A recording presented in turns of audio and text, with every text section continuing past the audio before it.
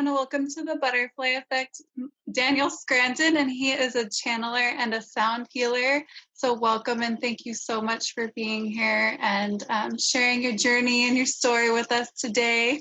My pleasure. Well, I would love for you to share a little bit about what got you on the journey that you're on now, because I think we chatted a little bit about it, and you have not always been doing this as work and doing channeling and sound healing. So I'd love for you to share what brought you to this journey. Well, first, I think the story of how I awakened in the first place is interesting, because I'm not a person who was surrounded at all by this stuff when I was growing up in Catholic, conservative, Connecticut family, Yeah. It was very much out there. In fact, I remember watching Shirley MacLaine's miniseries, Out on a Limb, on television way back when. And that was like the only thing I ever experienced growing up that had anything to do with spirituality. But I thought it was really cool. I remember that. And I actually reached out to her a few years ago and told her that, and she responded, which was pretty cool. But just having that background of being this little kid that was being told of a God that was like way up here and out there somewhere, and that was judgmental and scary and was going to determine my eternal fate. It was a pretty nasty spiritual environment to grow up in, and to be going to my family. We went to church every single week. Yeah. My mom still teaches Bible study. So that's the type, and it wasn't like a super religious household, but I still was completely indoctrinated. I even went to Catholic high school, and I felt like I was the only person in my group of friends who thought that what we were being taught there was real, and it was something that we should abide by. And, I was completely scared. I was terrified. So then I go to Boston University, and I stopped going to church, and I start going to Greek and Roman myth classes because I was interested in Greek and Roman myth. And I'm learning about how all these myths that are in the Bible are in all these other texts from different civilizations all across time and space. And I'm realizing, whoa, this Bible must not be the one truth, because they're just, getting the same stories that everybody else is getting. So that started me on the path to atheism, which is where I wound up in my 20s. And it wasn't a fun place to be. I wasn't like, happy about not believing in anything. Yeah. But it was where I was, and I couldn't do anything about it. So then I was awakened by an interview that I had to listen to because of a job that I got, between Tony Robbins and Deepak Chopra. And so Deepak Chopra, because of his background in science and because of the way he talked, it got me to investigate further. And once I went down that rabbit hole of reading his books, then I would check out everything I could at the library, Celestine Prophecy, Yogananda's Autobiography of a Yogi, Ram Dass's work, Wayne Dyer, everything that I could find, I would dive into completely. And I felt like at some point in my journey, like I was on some kind of drug, because all of this stuff was hitting me and ringing so true and making me feel so good about reality and myself and all of us and where we were headed, that reading these books was like, it was like what I was waiting for my whole life. And I loved it. I completely fell in love with it. Then I got into channeling, other people's channeling though, not my own, not that I ever thought that this was something that I was going to be able to do. I took a Reiki course because people told me I should take Reiki. So I took it, Yeah. But it wasn't something that really stuck with me until years later, after I had been doing the whole channeling circuit for quite some time. I was going around following other people who were channeling, and not only reading and listening to their work, but like traveling to go to their workshops, and then doing Reiki on someone on one of these cruises that I was on is when I first had like a true experience with energy, where I felt something. I felt moved. I felt I had to gasp because I felt it so strongly. And that made me want to do more of it. So I would do Reiki on everybody, whether they were asking me to do it or not. And I was doing it on my massage therapist because she would come to my house and she'd massage me, but I would do Reiki on her first. And I just started to notice my hand moving like this. It was doing it by itself. And then it would stop, and then the other one would go. And then I would do this. And then I started to make whispering sounds. And that was the first time I ever thought, maybe I'm going to channel someday. And so that was in the beginning of 2010. And then I had an experience in March of 2010 where I was awakened in the middle of the night after having a dream. And in the dream, I said to this person that I knew that was really into extraterrestrials, I said to him, I understand now about the other beings. And I wake up from that dream and I start receiving energy through the crown of my head all the way down to the soles of my feet. And it was so orgasmic that I was almost levitating. I had my back was arched on my bed, and I was just in complete surrender and loving it so much, and talking to it and asking it questions and getting answers. If the answer was yes, I would get a huge surge of energy. If the answer was no, I would get nothing. And I realized that I was communing with extraterrestrials, even though I wasn't interested in them at all. I had no interest whatsoever in extraterrestrials, but that's what was happening. Because in the dream, I knew other beings meant extraterrestrials. Yeah. So that was in March of 2010 that happened. Oh, I forgot to mention, because I know we talked about this. I forgot to mention that the day before this happened, I felt suicidal. So I wanted very much to end my life and be done with all the pain.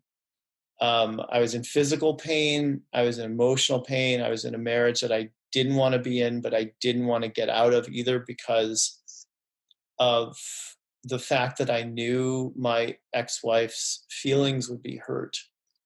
And I didn't think I could live through that, through leaving it. Yeah. But it was really that in that moment, the physical pain that I had been in for years, that I was afraid was a hernia, and was too afraid to go to a doctor and have that confirmed. So I just dealt with it, Yeah. And it turned out it wasn't. I don't think I ever had a hernia, but it was like, an ascension symptom or something. And so anyway, after going through that experience of wanting to kill myself, but also that ex-wife of mine, her brother had killed himself like a year prior to this. So there's no way I could have done it. Yeah. There's no way I could have done that to her if I couldn't divorce her, right? So I wound up, continuing. I'd already been meditating. I'd been awake from that moment of hearing that Deepak interview. That's the point of my awakening as far as I was concerned. And this was over 10 years later. And so I'd been meditating every single day, doing all this work, going to all these channeling events. But then still just my life just was not working. So that just took me down this even further rabbit hole of saying, all right, I'm already meditating, but I can meditate more. I can get this feeling back in my body that the ETs were giving me. Mm-hmm. So that was my intention from that point on, was to feel that way again. And I would just sit and meditate for an hour and feel energy in my body for an hour, fall asleep, wake up, do it again. And then eventually, so then 3 months after that experience, I did ask for the divorce, and it was like over immediately. We went through the process, we filed, she moved out, and that was it. So it was like ripping the Band-Aid off by the time I did it, you know? Yeah. And then it was just about 5 months after that I started channeling. Awesome. Yeah. And it was really just something that started, like I said, from the Reiki, letting me know that this was something that was happening, to just exploring that feeling of energy moving through my body again. It wasn't like I set out to channel. I just set out to feel something. And what I was feeling was so good, I stuck with it, and it became a connection to a group of beings that I later gave the name the Creators. So not all beings that you channel start out with names, because in the higher dimensions, there's no body, there's no sense of individuality even. So there's no real need for names. Now, we have names for certain beings like Archangel Michael, Yeshua, Kuan Yin, Buddha, all these different beings that can be channeled. But then there are some that you're connecting with for the first time, and they need to sort of be introduced to everybody here on Earth, and you're the one to do that. So you are the one who winds up giving them the name. Yeah. Yeah. I would love for you to share a little bit about what getting on this path has done for you. I know it was supportive of you being able to get out of your marriage, but is there anything else in particular that it supported you in shifting? I think we talked a little bit about you struggling a little bit with anxiety and stuff. And oh yeah.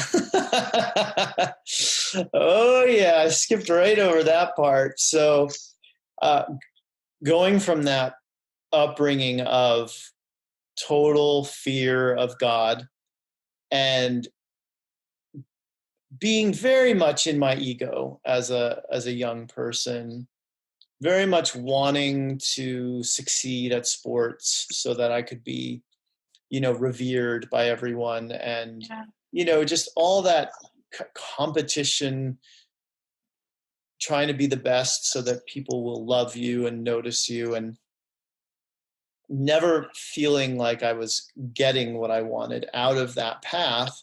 So I had very low self-esteem in my late teens, early 20s. I drank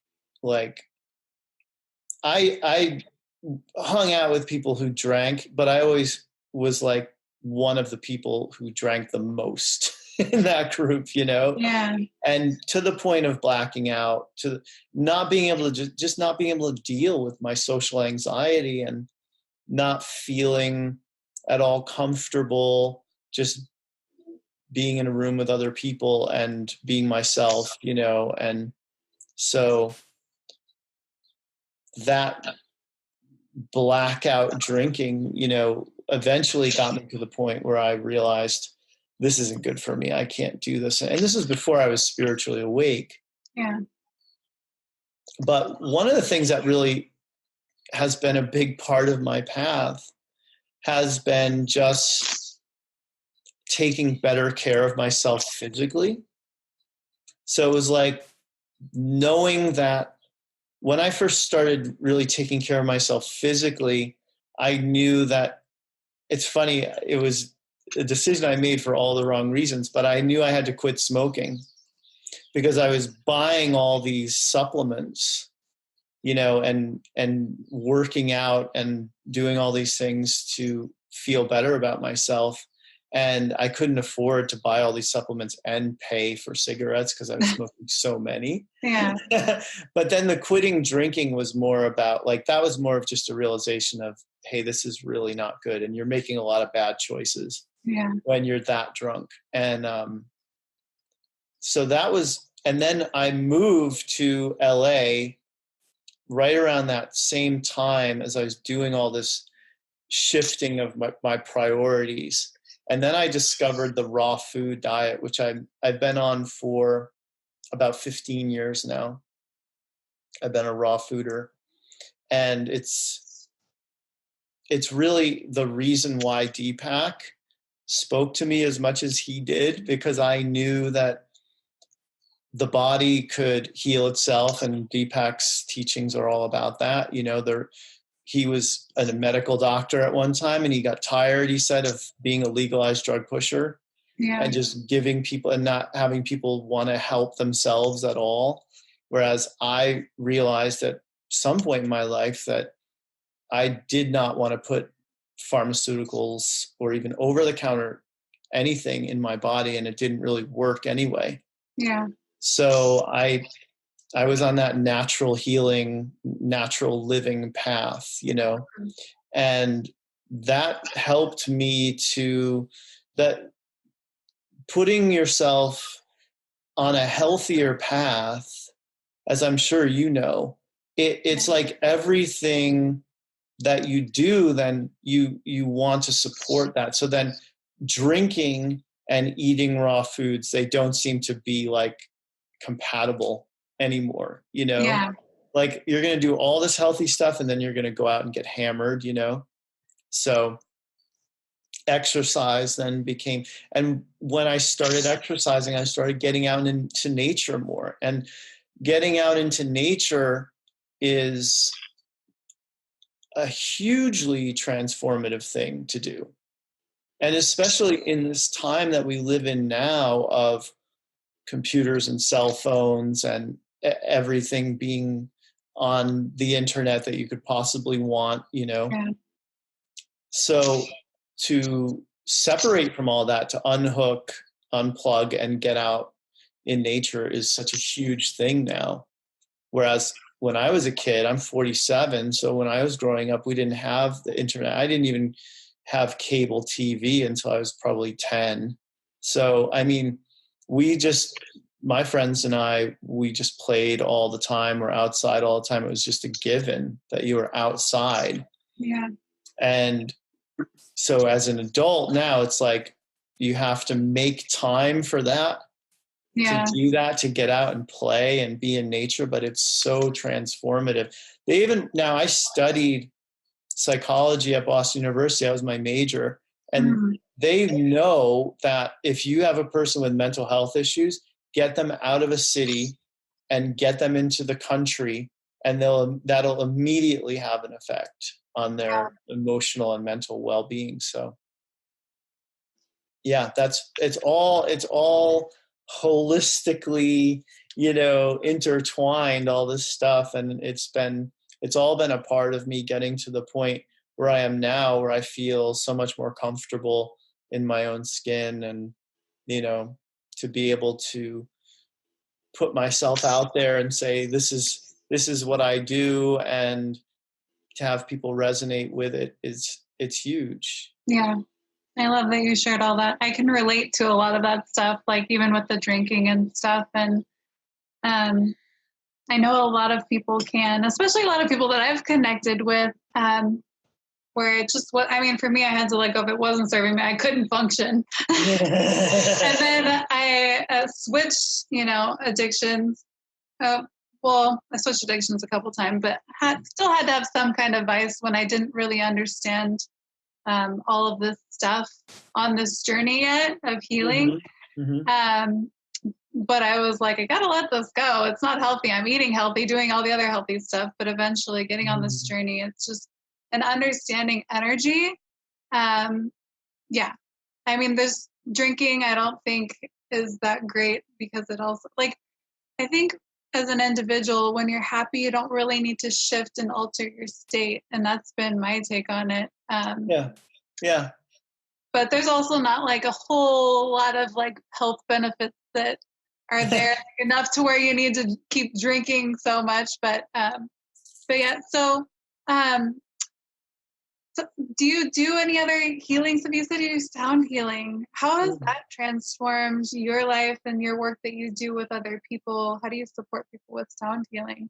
Well, it all started with the creators coming through me, and the message that they were bringing forth every time when I channeled them was sing and ring and sing and ring and sing and ring and sing. And I channeled that over and over and over for months before I finally said, maybe they're trying to tell me that I should go and like take voice lessons. So luckily I was at a point in my life where I could afford to do that. I had the time to do it. And I found this woman named Kimberly Harrison, who's amazing. She still does it. And her studio is called Singing for Your Soul. And at that time she was in Santa Monica. So I would go to her studio and we would work together. And I started to also at the same time, synchronistically, get into this channeling of this woman named Wendy Kennedy, which was all about tones and sounds and how powerful they are. So I'm going to going to my voice lessons for like a year, and before Kimberly says, hey, there's this chakra toning that we could do. She knew that I was a channel and all that stuff. And that could be the new vocal warm-up that we do for you. And I was like, great, let's do it. So we would sit across from each other. We'd belt out these tones, 3 tones for each chakra. And when you're sitting across from someone toning, it's like the sound is doing this, and it's like making this really cool bounce. It sounds like the sound is bouncing. I don't know how else to describe it, but it's like a wobbly sound. And we would just get so loud and it feel like we were just blowing the roof off of the place. And then I was learning again about the different sounds that you can make, and you can make something called overtones. So I said to her, I want to learn about how to do overtones, because I'm learning about how powerful they are from Wendy Kennedy's Pleiadian collective. And she said, well, I would love to teach you how to make overtones, but I don't know how to do it myself. So then the creators that, again, I had been channeling now for a couple of years, they just come through and they just start belting out these tones. Instead of me saying sing and ring, which I'd stopped saying that once I started to go see her. It was funny how that went away. And then I was channeling something called light language, which is also kind of like a tone, more about the tones and the sounds than it is about the words. Because the words, some people assign meaning to the words, but I think the words are more representative of symbols, of sacred geometry, light codes, all this stuff. So I was channeling light language, and when I say that, what I mean, let me just, because I'm sure I'm not being clear right now. Every time I go into the channeling state, something comes through me before the creators or the Arcturians or the ascended masters or whoever's going to come through me starts the dialogue with the person, or the monologue if it's just a channeled message for everybody. And now what comes through are these tones and overtones. So it looks like when I'm channeling, it looks like I'm doing this thing to try to connect to the beings that I'm going to connect to. But what's really happening is I'm connected, I'm channeling, and they're bringing these tones and overtones and sounds through me to open a portal to get everybody who's going to receive the channel transmission on the same wavelength. It's very much about setting the right vibration for everyone to be in. So I realized at some point that if I'm giving a healing or if I'm receiving a healing, that I'm automatically, just like my hands would move by themselves, I will just become a conduit for tones and sounds as I'm working on someone. So now what I do is I'll set forth an intention. Let's say if I'm going to do a sound healing, I'll just set the intention that this is what the sound healing is for.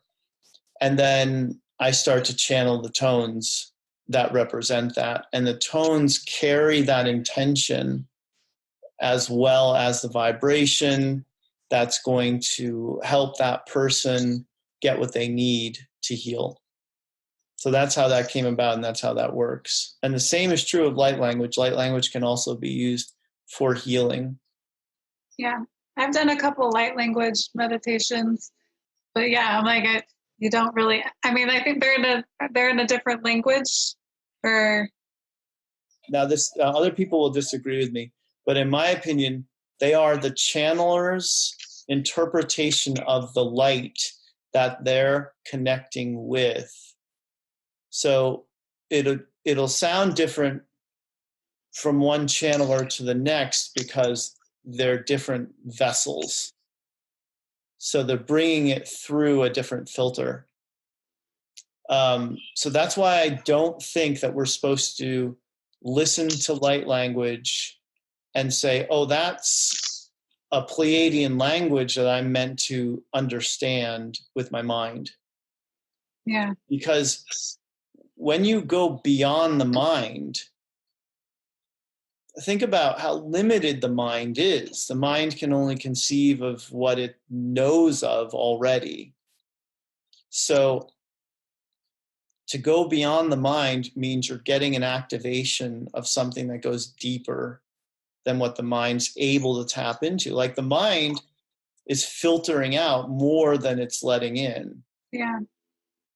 And especially when it comes to like our past lives, there's so many lifetimes that we need to forget in order to stay focused on this one, right?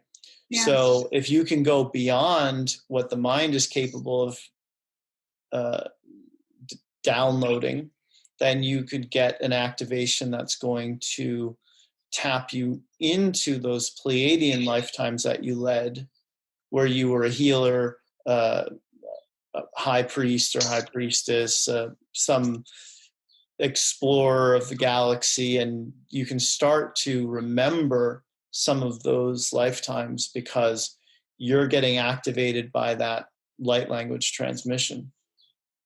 Yeah.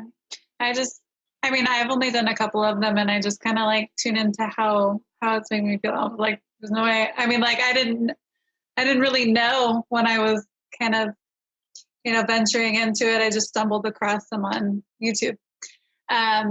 But I focus more on how they were making me feel and listening to my body when I started going on this journey of waking up and stuff, and searching the web, focusing on how I feel, how my body is reacting to stuff. There's nothing more important than that, what you just described, right? I mean, what could be more valuable than how you feel? Yeah. And so having just a mental understanding of things sometimes actually gets in the way of us feeling what's there, what's potentially available to us. So I think you're doing it right. Yes. Thank you.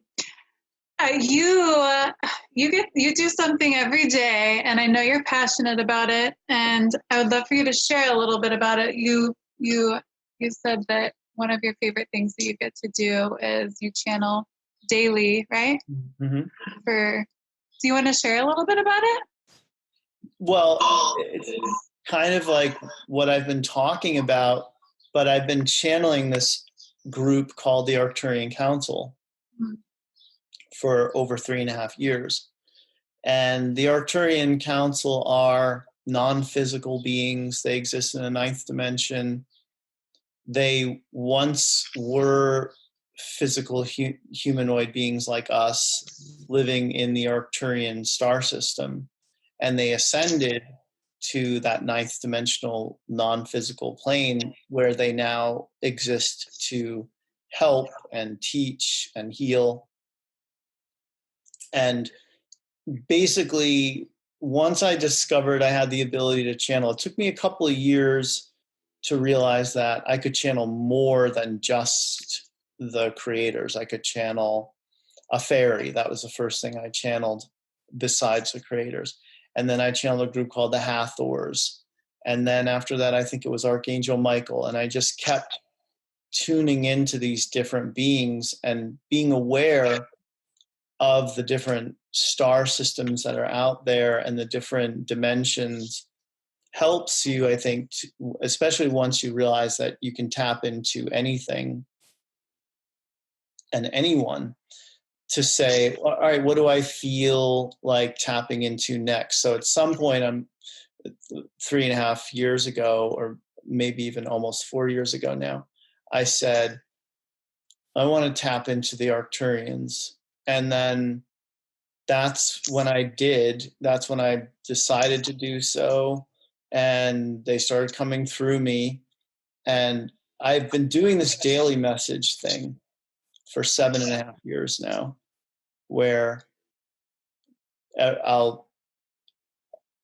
do it at night. So I do it after my wife and baby go to bed, and I'm the only one up, and I'm, far away from the bedroom where they can't hear me. And I basically sit down, turn on the camera on the computer, and I go into the channeling state. Like I said, there's tones at the beginning. There's a lot of movement. And then they come through and they introduce themselves and they bring through a message that says whatever it is that the people who are going to receive that message need most to hear. And so I don't ask them to channel about, like, people would email me over the past few months and say, get them to say something about the fires in Australia, or, get them to say something about this or that. And I never do that, because I don't want to tell them what is most important for us to know or to hear. Yeah. And I also I want to leave myself out of it as much as possible.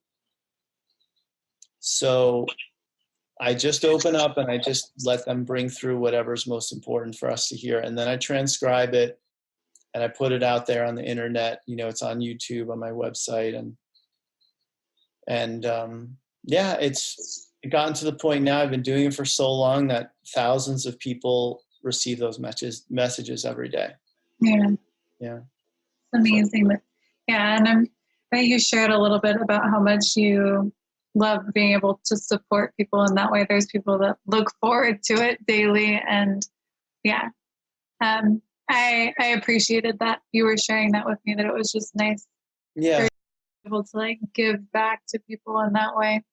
Every time somebody tells me, it's the first thing they do when they wake up in the morning is see what the daily message is. It warms my heart for sure. Yeah. Yeah.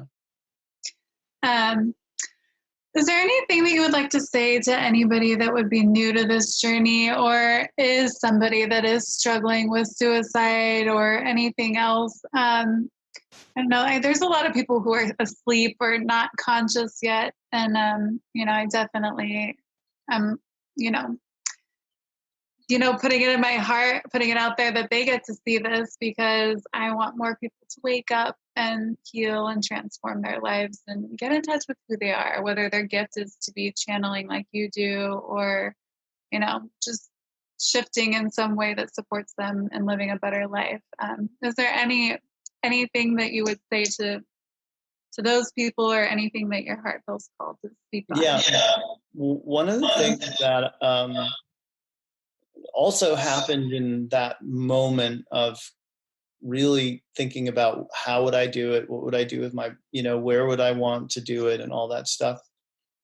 So I didn't just stay in my head with the whole suicidal ideation. I felt what I was feeling. And I cried and cried and cried and cried. And eventually I got up out of bed and I continued doing what I needed to do that day. But what I think everybody needs to do is not only look at those aspects of their lives that aren't working, but also give themselves the space and the time to feel what's coming up for them and where they're feeling it. So I was in a session with a client, I think yesterday or day before, who was saying, every time I cry, I feel better. This is someone who's been suicidal for a while. Yeah. I've worked with for several years, and it's sad and to see how it can go on for some people for a long stretch. Yeah. But this person knows that she needs to go into those dark, sad places and access those emotions and feel them. That there's no simple, easy solution to any of this. It's not about buying the right crystal or saying the right mantra. It's really about allowing yourself to feel everything. And when you do that, what you find is that there's a huge comfort in releasing what you're feeling. So as you feel it, you release it. People talk about venting, and when people talk about venting, they're basically talking about going to a friend and complaining, or calling up that customer service rep for the business that's screwing you over and screaming out, all the ways that they're horrible. But really, a true venting experience is when you let yourself feel, and in letting yourself feel, you release it. And in releasing it, you reach a place where there's that calm at the center of the storm you've been in, and you can really access the realm of infinite possibilities when you're in that calm, where you can say to yourself, okay, now that I've released all that sadness and despair, maybe I can tune into some love, some joy, some excitement for life. Because we all can, because all of that exists inside of us as potential energy. It's there. It's just not been practiced. It's like when you have a muscle, you don't use it, atrophies. When you have a vibration inside of yourself, a good feeling that you didn't get naturally growing up because you didn't have the perfect upbringing and you didn't have friends and people around you supporting you. So now you reach a certain age in adulthood where you look for that stuff outside of yourself over and over. And some people, like Jim Carrey would say, I wish everybody could have everything that they wanted, like I was able to achieve in my life, because then you'll realize it's not enough. It's not really what you're looking for. Yeah. But I think some of us go and we'll try relationships, and we'll try alcohol and drugs and all these different things to try to get us to feel the way that we want to feel. But ultimately, it's something that's inside of you that you just have to go within and find, because it's there, but oftentimes it's muffled by all the anger and the fear and the sadness and all the other things that we feel that sort of cloud or obscure it. But the light's always there at the center, like the yin yang symbol. There's all that black, but the white's right at the middle. So you have to go through the black to get to the white. And that's what we're doing basically when we're having those meltdown, breakdown experiences, is we're going through the darkness to get to the light. but the light's still there. You just have to remember that, because when you're in it, when you're in the darkness, that's all you see and feel is the darkness, and it's hard. But I know from my own personal experience, because now I've been able to create a life where I'm living something that's beyond what I had ever imagined for myself. Yeah. That you can definitely get there from that point. For me, 10 years ago, when I was suicidal. Thank you for sharing it, and sharing it the way that you did. I believe the same thing. You know, everybody has that light inside of themselves, and we're all operating from, you know, how we've perceived things, and we store a lot of that in our body, and it's a process of releasing it and getting, you know, back to who you are at the core of your being. It's hard. It's challenging sometimes. A lot of people have a lot of stuff. Yeah. I mean, I know I was definitely one of them, and it's like you definitely, from what you've shared, I know, like, you know, it was a big hurdle to overcome. And I just want to thank you so much for sharing everything that you shared and doing the work that you do, because the world needs you doing your stuff and your gifts. And I'm sure it wasn't all an easy process of shifting into doing this work. You know, I know my experience has been, you know, just a little challenging here and there, because it's something that not a lot of people believe in. Right. Yeah. Yeah. And, so thank you for going on your journey and doing your work and supporting people the way that you do, because I know you're a big key in this world shifting as well. So thank you. Thank you. Is there anything that your heart feels called to share that you haven't had a chance to share yet?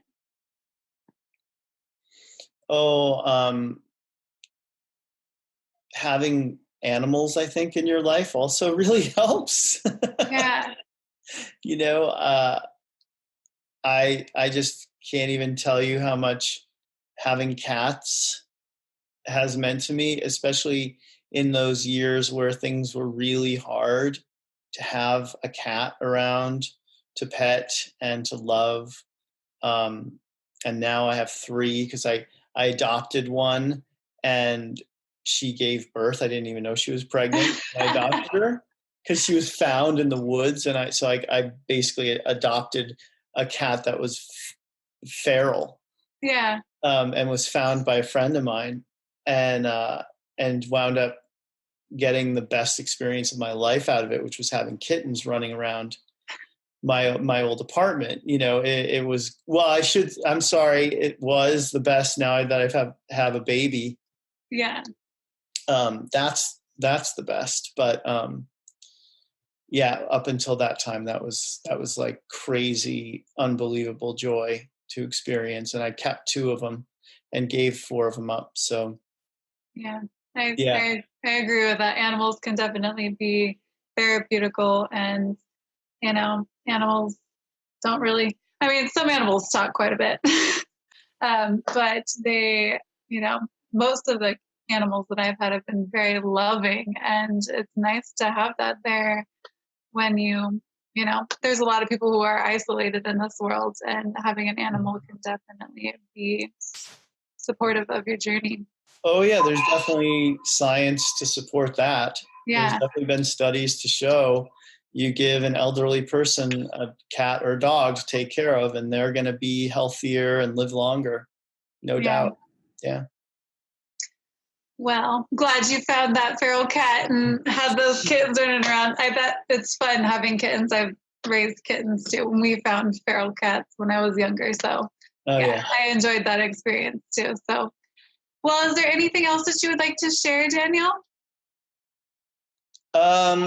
Just whatever people feel, whenever you feel like you need permission to be who you are, I hope that you can give that to yourself, because I think that is the biggest message that you could ever receive from a spiritual teacher, is that being who you are is exactly what the universe needs. The universe I think one of the things Deepak Chopra says is the universe has no spare parts. So every person is a part, and playing your part means being your true self, being true to yourself, and being who you really are is all you need to do. You don't need to be like that person over there who's doing that thing that you think is really great, but you have no idea how to do, and seems like it would be impossible for you to do from where you are right now. You just need to be yourself and do what comes naturally to you, and you will be filling in that part of the universe that needs you and not another one of those people. Yeah. You know, like everybody thinks about Oprah, you know, in this world of like people that they aspire to be like, and to have that impact that she's had, and not only the impact, but of course all the success, and to be able to just do whatever she wants now.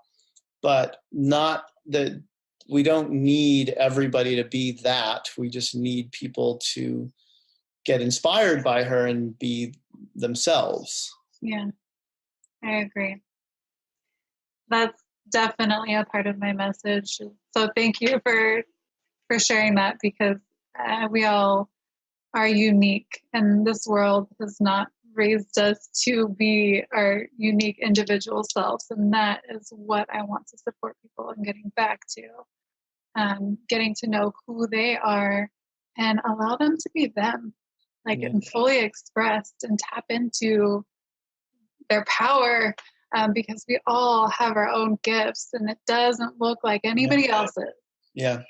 So yeah, one of those things where, you know, like we both know we were both trying to fit into a box of what we should look, act, or be like, and it doesn't work very well. That's why I was drinking too. So thank you for sharing that. And again, I appreciate you and the work that you're doing. And you have a meditation. Sorry, I'm like, I read you have to share your meditation that you were going to give as a gift to our audience. So do you want to share a little bit about that? Well, I created it years ago, probably not too long after I first started channeling Archangel Michael. And it's a very simple meditation. It's a breath meditation. It's guided. And I got a friend of mine to do the music for it. And it's really beautiful music that she created just for that meditation. And it's called The Gift of Breathing. And I think it's even 21 minutes long. So it's longer than most of the meditations that I've done. And I have people who get it from me and listen to it seem to respond really well to it. So, well, thank you for sharing that with our audience. Yeah. And I'm excited. I want to check it out too. So thank you again so much. I mean, I appreciate you, and I'm like, there's just so much that I know we could share that's valuable, that I got to respect your time. And I know you got a little one that you get back to. So thank you for taking the time to share your heart on the butterfly effect. And we just hope that this impacts your guys' life. So thank you guys for tuning in. And is there any last words that you would like to say, Daniel? Appreciate the opportunity to come on and share my story, but it's been great. Okay. All right. Well, thank you again, and I appreciate you, and we appreciate you all.